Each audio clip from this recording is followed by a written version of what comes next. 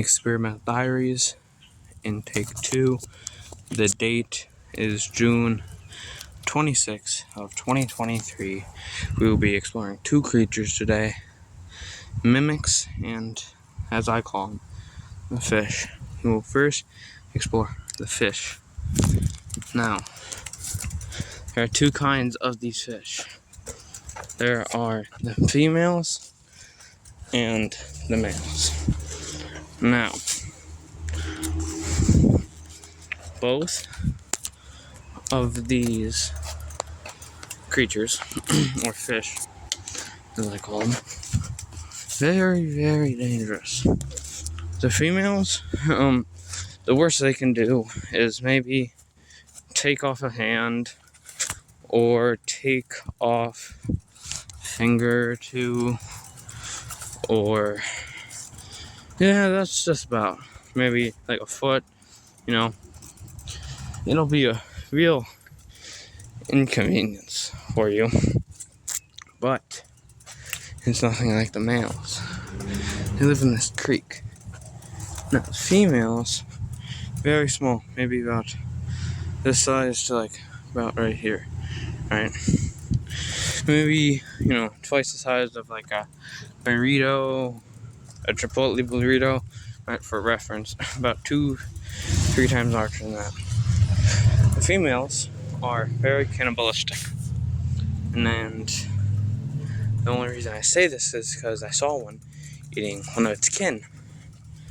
That was also a female. Now, the difference between the males and the females, when we eventually get up there, or where the male was spotted, the female's only purpose is to repopulate,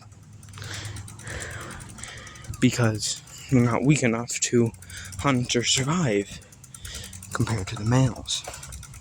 Their only job is to produce as many males as possible. And then you might be saying, and since they repopulate so much, how can they survive? Well, because they're cannibals. The average male, can eat about maybe 50 females a day. Now, that sounds preposterous, but it's not that average. The females have been spotted down there in the shallows. The only time these creatures can come out is when it's night or if it's raining, because they like a cooler, more damp environment. If it's very humid or hot outside, they will very, very much not like it. There also has been reports of these creatures going underground. And when said creatures go underground, well, they just burrow. Some lay, some hunt, but they cannot come out. Now, the males. We're not to the spot where the male is sighted yet, but I will start to explain. The males are roughly 12 plus feet long. Now, most people might say that's not huge, but that's on the smaller side. The biggest male in this pond is roughly 45, maybe 50 feet long. Now, again, some people are like, oh, why not just kill it? Well, the males are extremely dangerous. They've been known to just eat people by the whole. Now, if it was just 50 feet long, people would just think of it as a water snake. But it's not just a water snake because of its teeth. Its teeth are razor sharp, making something like a shark's or a razor look dull compared to it. This is used to rip apart its victims, almost like a shark. Now, when they come out of water, they're very mobile, per se. Now, sometimes they will mutate and get very, very, and there's where some females lie, Very, very small legs. Now, the spot where the male was sighted was up here. Now, let me quote. Before the male came here, this was flat. After the male came here, well, it wasn't that good. He burrowed through, leaving almost nothing behind. Now, since he burrowed through, I will start heading back, since there's nothing up there except a little small breeding ground. Now, the thing on the other side of the fence, as I was going to explain earlier, are called, well, mimics. They don't come over here because of the fish.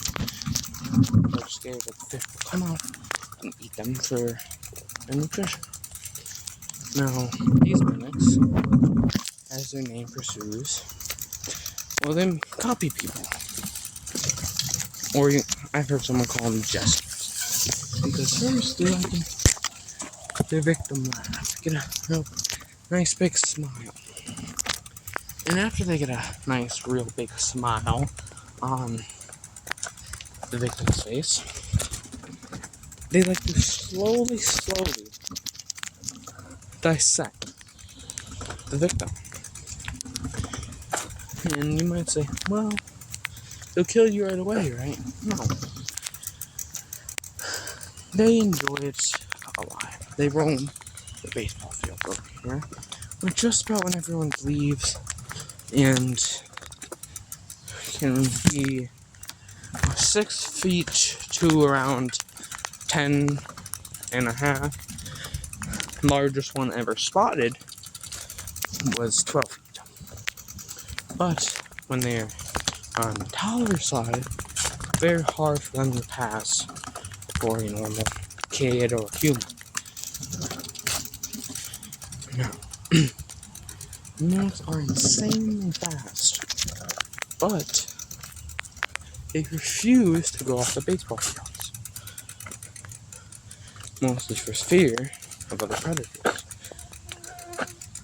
Now, since they're fast, well, if you've seen athletic runners, they're very skinny, which is why they can be so fast. Since they're so skinny and thin, they can just run. They have very long legs. Their legs take around 70% of their body. Now, when they mimic a person, well, they can only get what they saved from that person. If they've had their legs, their face, their voice, well, it's mostly their choosing. Sometimes it's hybrid, so you can always tell. They're not very good at matching.